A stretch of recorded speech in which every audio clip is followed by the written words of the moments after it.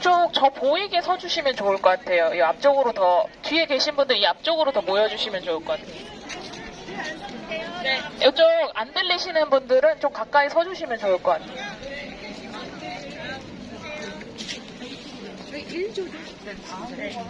네, 저희 1조라고 기억해 주시면 좋을 것 같아요. 네.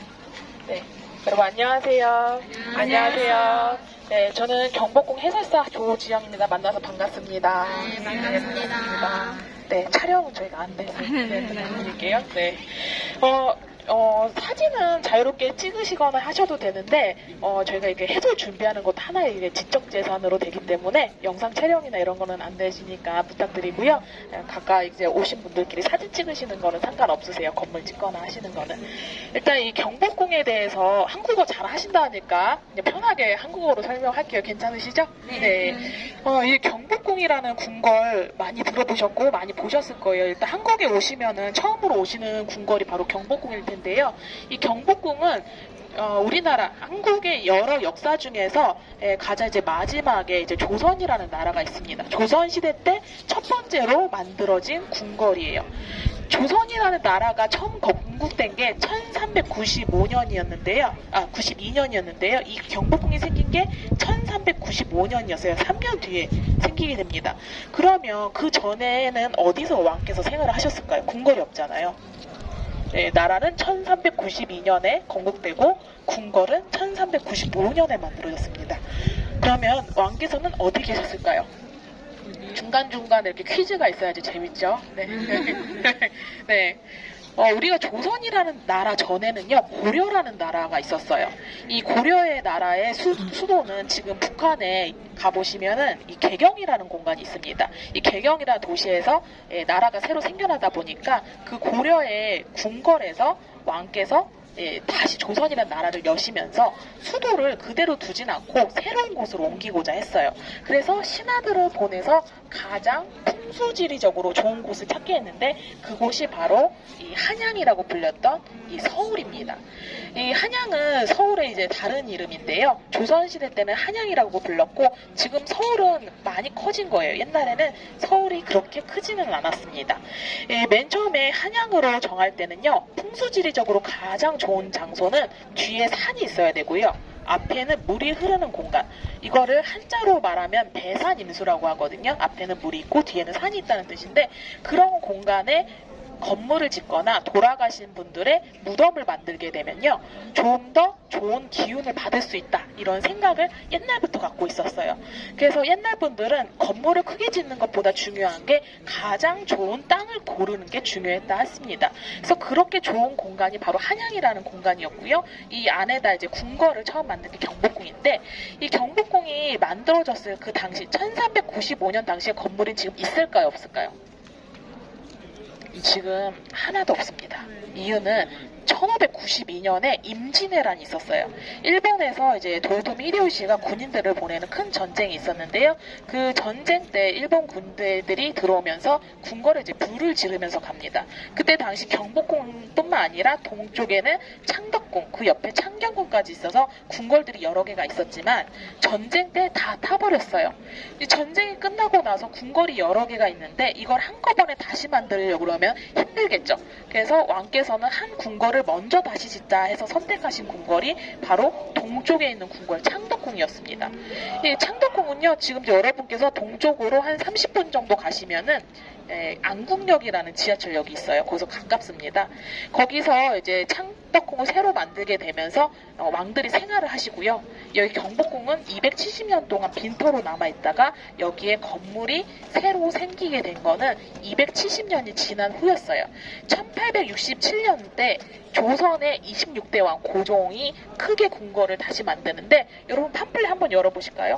그 안에 지도가 한 장씩 들어있습니다.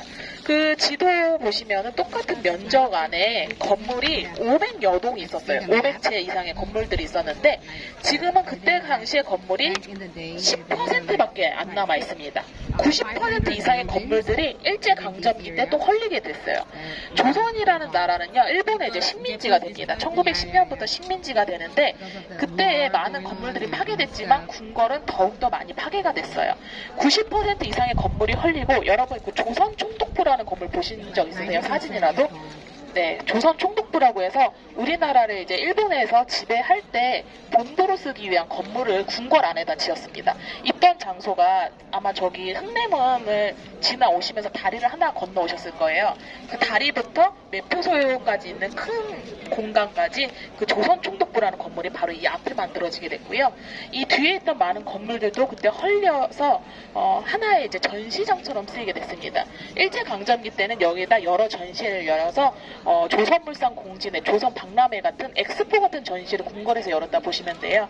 그리고 궁궐이 이게 훼손된 거를 1990년부터 복원을 했는데, 일본에서 이제 독립을 한 다음에 한국에는 6.25라는 큰 전쟁이 또 있었어요. 북한과 이제 갈라지게 되는 큰 전쟁이 있고 나서 이제 경복궁을 다시 만드는 거는 한참 후가 됩니다. 1990년부터 본격적으로 복원했다 보시면 돼요. 왜 이렇게 늦어졌냐면, 전쟁이 끝나면은 사실 그냥 일반 사람들도 생활하기가 힘들어요. 문화라는 거는 경제적으로 여유가 생긴 다음에 문화에 관심을 갖게 됩니다. 그래서 복원은 한참 늦어졌다 보시면 돼요. 지금 그 10% 남은 건물, 원래 건물에 지금 20%가 추가적으로 복원이 돼서 안에 가보시면은 30% 정도의 건물을 보실 수가 있고요. 지도에 보시면 초록 색깔로 잔디가 그려져 있는 부분 보이실 거예요. 거기가 이제 건물이 있던 터라고 보시면 됩니다. 거기도 차례대로 복원을 해갈 예정입니다. 우리가 궁궐에는요, 잔디를 안 써요. 서양권에서는 잔디를 많이 쓰시잖아요. 근데 동양에서는 이 잔디라는 거는 사실 그렇게 자주 쓰는 건 아닙니다. 조경을 꾸밀 때 이게 이렇게 정원 같은 걸 꾸밀 때 많이 쓰질 않고요. 이 잔디를 어디다 쓰냐면, 돌아가신 분의 무덤을 덮을 때만 잔디를 써요. 그래서 조선 왕릉 같은 데 가보시면은 이렇게 조그마한 산들이 많이 보이죠. 그게 다 무덤인데, 그 무덤만 이렇게 아름답게 하기 위해서 잔디를 덮을 뿐, 살아있는 사람 장소에는 잔디를 안 씁니다. 근데 일제강점기 때는요, 궁궐 안에다 잔디를 다 심었어요. 지금 여러분이 서 계신 요것도 이 돌을 다 드러내고요, 거기다 잔디를 깔고 썼어요. 왜냐면 잔디라는 거는 사실 치욕적인 의미예요. 왜냐면 이게 죽은 왕조다 이런 걸 표현하기 위해서 잔디를 이제 깔았다고 알려져 있고, 그런 것도 다 걷어내고 원래 돌을 깔았다고 지금 보시면 될 것 같습니다.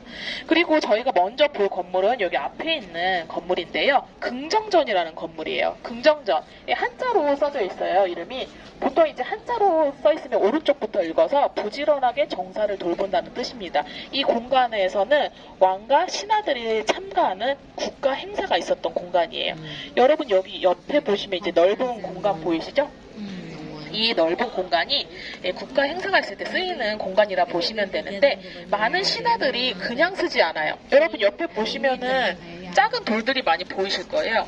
그 돌 위에 한자가 다 새겨져 있는데, 문무백관들, 문관, 무관을 합해서 문무백관이라고 하는데, 그 사람들의 품계를 새겨놓은 게 바로 이 돌입니다. 돌 위에 품계에 맞게끔 새겨져 있고, 더욱더 가까워질수록, 건물과 가까워질수록 높은 품계의 신하들이 섰던 자리라 보시면 돼요. 근데 양옆으로 지금 나눠져 있잖아요, 돌들이. 우리가 서쪽이랑 동쪽이 있다면요, 어느 곳이 더 높은 방향이 될까요? 서쪽이랑 동쪽이 있으면. 태양이 어디서 떠오르죠? 맞아요, 동쪽이에요. 그래서 이 아시아에서는 사실 태양이 떠오르는 방향이 상석이에요. 그래서 이 궁궐에서도 무관과 문관이 있다 하면은, 무관은 싸우는 사람들이라 보시면 되고, 문관은 정치를 하는 사람인데, 보통 정치를 하는 사람들이 더 높아요. 그래서 이 동쪽, 여러분 옆에 바로 보이는 돌들이 문관, 정치를 하는 사람이 섰던 자리고, 저 반대편이 무관이 섰던 자리라 보시면 될 것 같습니다. 그리고 이 긍정전 안에는요, 왕께서 앉으시는 의자가 있어요. 어자라는 의자가 하나가 놓여 있고요, 그 뒤에는 병풍이 있는데, 병풍에는 뭐가 그려져 있냐면, 많이 보셨을 거예요. 동그란 태양, 그리고 동그란 다리 위에 그려져 있고요, 밑에는 봉우리가, 그 산이 한 5개 정도 그려져 있어요. 그래서 이거를 일월오봉도라고 하는데, 태양과 다른 왕과 왕비를 상징하고, 그 밑에 그려져 있는 5 봉우리는 우리나라, 이 한반도 이제 국토를 나타낸다 보시면 돼요. 이 5라는 숫자가 의미하는 바가 있는데, 모든 방향을 나타내서 동서남북 중앙까지 하면 5라는 숫자가 됩니다. 왕께서 다스리는 이 세상이 더욱더 영원하고 평안하기를 바란다, 이런 뜻에서 그림을 놓게 되는데, 왕의 자리 뒤에만 놓을 수 있어요. 아무데나 놓을 수는 없고, 왕이 앉으시는 그 자리 뒤에만 놓을 수가 있습니다. 우리나라 지폐 그 10,000원짜리 보시면 세종대왕 한글을 만드신 왕이 그려져 있고요. 그 옆에도 1호로 공도가 있어요. 혹시 기억 안 나시는 분들 있다가 한번 10,000원짜리 지폐 확인해 주시고요. 지금부터 한번 위로 올라가서 내부를 잠깐 보시도록 하겠습니다. 같이 올라가실게요. What? We will show like they were saying like this place is like for like and the one who did the politics the stove do you see the politics one stand there to make the king this side is like a general like the one who goes to war like fighting stuff, and those people stand that side to meet the king. And like there is a picture beside behind the king, like this is representing the country. 긍정적 내부 사진도 다 찍으셨을까요? And the moon 한번 여기 안에 찍으셨어요? representing the king and the queen. And there's like 아까 five 설명드렸던 태양과 이제 달이 보이고 representing 있죠? 그리고 그 like 밑에는 다섯 east, 봉우리가 west, 있습니다. north, 저기가 바로 and 왕께서 south 앉으시는 자리예요. direction. And 우리 이 건물 정면에서 보이는 게 있지만 또 안 보이는 게 있어요. 이 건물 천장에 뭐가 있는지 보셨어요? 사진 찍으실 때? controlling 뭐가 있었어요? every direction of the country. Like 정장에 네, 천장에 용이 있잖아요. 아 맞아요, 용이 있습니다. 우리 왕께서 입으시는 옷 보시면은 골룡포라고 하는 그 옷인데 용이 새겨져 있죠. 용이 자수로 되어 있어서 이제 가슴 쪽에, 어깨 쪽에, 등 쪽에 다 있습니다. 그 용의 이제 발톱이 중요한데 보통 우리나라 이제 조선의 이제 왕을 상징하는 거는 발톱이 5개짜리 오조룡이 여기에 표현이 되어 있는데요. 여기 건물 천장에 있는 용은요 5개가 아니에요. 몇 개 정도의 발톱을 갖고 있을까요? 여덟. 네, 한번 열려있으면 한번 다시 보실까요? 이쪽으로 같이 보실게요.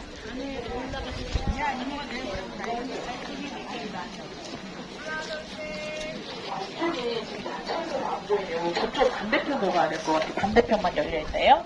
네, 죄송합니다. 우리 반대편 한번 가보실게요. 아, 여기 정면에서는 안 보여요.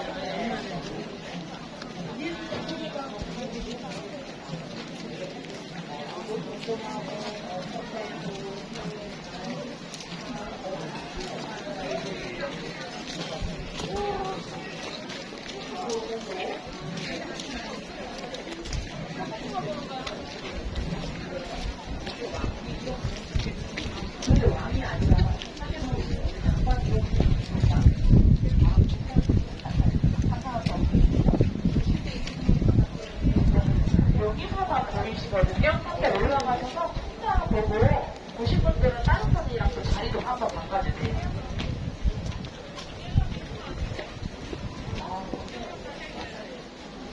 자, 보신 분들은 이쪽으로 다시 보여주실게요. 천장에 용 한번 보세요. 네, 천장에 용이 있어요. 그 용의 발톱을 한번 가보시면 좋을 것 같아요. 5개인가, 6개인가, 7개인가, 8개인가, 뭐 잘 보세요.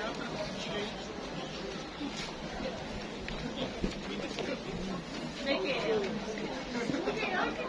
한번 사진을 찍어서 올려오시면 좋을 것 같아요. 사진에서 보셔도 용 말고 용의 발톱이 몇 개인가? 보신 분들은 자리를 한번 바꿔주세요. 안 보신 분들은. 용의 발톱이 5개인지, 6개인지, 7개인지, 8개인지. 아까 왕의 용은 5개라고 그랬는데 여기 5개 넘어요. 몇 개인가 한번 보셔보세요. 7개 아니에요? 8개요? 네. 7개. 8개 맞나? 7개. 내려오세요. 7개. 7개? 네, 여러분 이쪽으로 모여주실게요. 뒤로 한번 갈게요. 뒤로 한번 이동하실게요.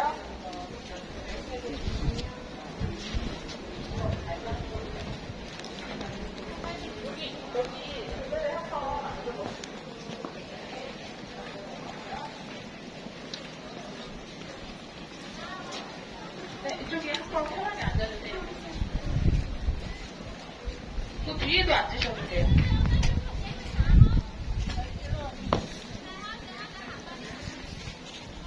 자, 7개도 나왔고, 8개도 나왔고. 자, 봅시다. 어떤 게 맞는지. 안 가요. 네, 여러분 아까 천장에 용이 있다. 그래서 용을 한번 보셨을 거예요. 근데 용이 조금 멀리 있으니까 잘 안 보이실 수도 있는데 확대해서 보면요, 발톱이 총 7개가 있습니다. 여기에 하나가 더 있거든요. 그래서 7개가 있고요. 이 발톱의 개수는요, 훨씬 많아요. 그래서 발톱이 많은 그런 병도 위에 쌓인 레벨이 더 높은 용이라고 보시면 돼요. 우리가 조선시대 때 많이 써도 5도용 정도 썼고요. 왜냐면은 우리가 옆에 큰 나라가 있죠. 중국이 있죠. 근데 우리나라는 중국의 영향을 받을 수밖에 없어요. 그래서 중국의 한계보다는 많은 숫자를 쓸 수가 없습니다. 그래서 이게 문양 같은 것도 한 단계 좀 아랫단계의 문양을 쓸 수밖에 없는데, 여기는 특이하게 거의 황제만 쓸 수 있는 그 7조용을 쓰고 있어요. 되게 특이하다 보시면 되는데, 이 건물이 만들어진 그 시기를 생각을 해보면 좋을 것 같아요. 경복궁에 원래 있던 건물들은 임진왜란 때 다 없어졌다고 설명드렸고요. 다시 만들어진 게 고종 당시인데, 그때가 1867년이었습니다. 일본에서는 그때 당시에는 청나라, 지금 중국의 옛날에 청진이라는 나라가 있었는데, 청나라가 좀 힘이 약해지는 시기였어요. 그래서 우리나라도 청에 좀 눈치를 걸고 수 있는 그런 시기라고 보시면 될 것 같고요. 그때 이제 많은 개수의 용을 썼고, 이 건물이 새로 만들어진 고종 당시에는요, 왕권이 좀 약화됐기 때문에 왕권을 강화하자는 그런 뜻에서도 발톱을 7개를 썼다는 얘기가 있습니다. 이 중요한 건물, 궁궐 안에도 많은 건물들이 있잖아요. 근데 가장 중요한 건물 이름에는요, 항상 전이라고 있어요. 여기 건물이 정정전이었어요. 이 전이라는 건물은 특히 이제 긍정전이나 정전, 궁궐 안에 많은 건물 중에서도 정전이 가장 중요하거든요. 우리가 쉽게 알 수 있는 방법은 건물 밑에 보시면 이렇게 돌로만든 구간으로 놓게 돼 있어요. 그런 건물을 다 정전이라고 부릅니다. 어느 궁궐 가셔도 다 구간이 돼 있어요. 근데 경복궁에 있는 정전의 가장 큰 특징은 이 주변에 보시면 이런 거를 난간이라고 하는데, 난간이 경복궁에만 있어요. 경복궁 정전만. 다른 궁궐 가에 보시면 없습니다.